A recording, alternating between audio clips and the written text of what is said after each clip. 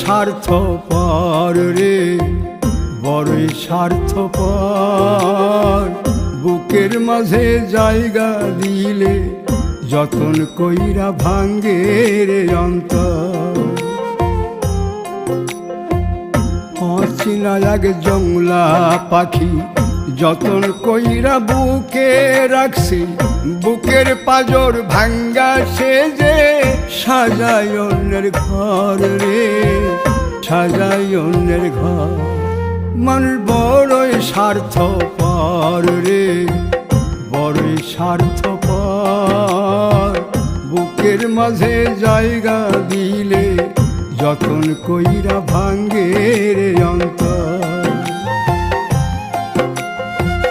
বুকের মাঝে জায়গা দিলে যতন কইরা ভাঙ্গে রে অন্তর।